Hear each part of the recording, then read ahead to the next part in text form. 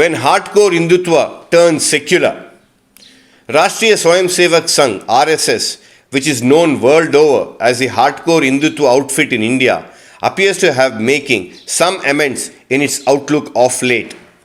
What surprised many is the RSS chief Mohan Bhagwat's appeal to people not to hold Muslim community responsible for the most dreaded coronavirus pandemic spread across the country.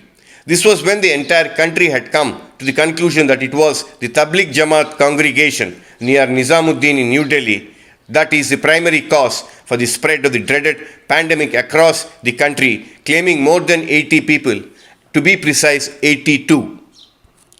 In his address to RSS workers across the state, online on Akshaya Tritiya, most auspicious day of majority Hindus, Bhagwat made this surprising statement which stunned many. Many wonder what prompted him to make such a statement.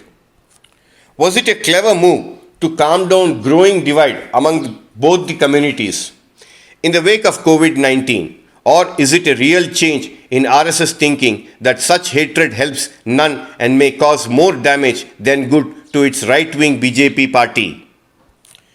The think tank with the BJP reportedly the firm view that moderate Muslims in fact have voted the BJP to power in UP. Without their support, the party would not have got such massive mandate. In spite of secular parties like the Congress SP coming together, added to another secular Bahujan Samaj party led by Mayawati, who has been a formidable divider of the votes. The BJP won 325 seats in 2017 assembly polls, although many argue that it was complete polarization of Hindu votes in Uttar Pradesh that helped the party to win so many seats.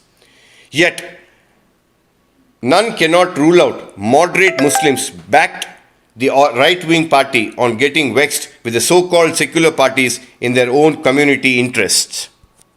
In that backdrop, a section in the RSS is of the firm opinion that instead of hatred, it should win over hearts of Muslims with love and affection. They apparently prevailed over Kattarvadi Mohan Bhagwat to make that statement which stunned the nation. This is K. Ramakrishna for Orange News 9 TV.